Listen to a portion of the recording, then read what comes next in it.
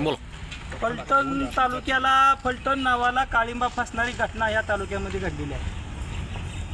फार अतिशय शेतकरी कष्टकरी गरीब कुटुंबातून त्या मुलीला डॉक्टर संपदा मुंडे यांना त्या ठिकाणी आईवडिलांनी परिश्रम घेऊन डॉक्टर केलं आणि खऱ्या अर्थानं ज्या वेळेला डॉक्टर करण्याच्या करता कुटुंब परिश्रम घेतं त्याचबरोबर शासनाचाही तेवढाच खर्च त्या विद्यार्थी घडवण्यासाठी होतो. आणि जर रक्षकच भक्षक झाला असेल, या ठिकाणी पोलीस अधिकाऱ्याच्या माध्यमातून छळ करून एवढा छळ झाला पोलीस आणि पुढाऱ्यांच्या माध्यमातून की त्या महिला डॉक्टरांना स्वतःचा जीव संपवावा लागला.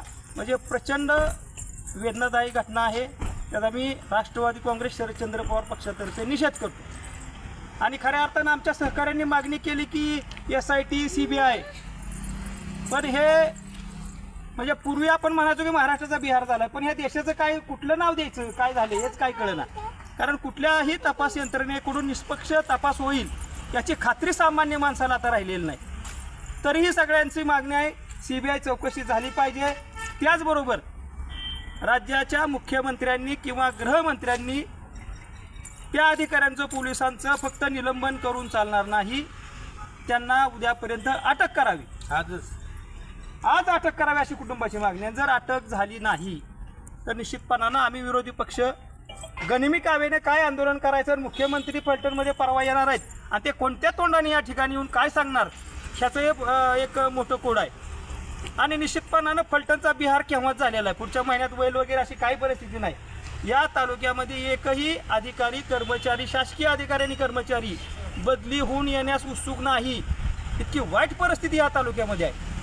आणि म्हणून त्या कुटुंबावर आज जे दुःखाचा डोंगर आहे, त्या कुटुंबाबरोबरच आम्ही सगळे, मग मी राष्ट्रवादी शरदचंद्र पवार पक्ष असेल, शिवसेना असेल, आम आदमी पार्टी असेल, आम्ही सगळे त्या कुटुंबाला न्याय मिळण्याच्या करता त्यांच्याबरोबर आहोत.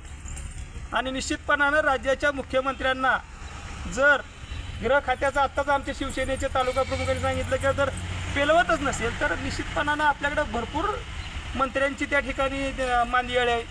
कुणाला तरी सक्षम एखादा चांगला RR पाटलांसारखा गृहमंत्री नेमात ही गरज आता महाराष्ट्राला आहे. फलटणचा बिहार, महाराष्ट्राचा बिहार केव्हा झालेला आहे. त्यामुळं आमची स्पष्ट मागणी की CBI चौकशी करावी, आजची आज संबंधित अधिकाऱ्यांना कर्मचाऱ्याला अटक करावी. त्या महिला डॉक्टरांचे जे CDR आहेत ते तपासावेत.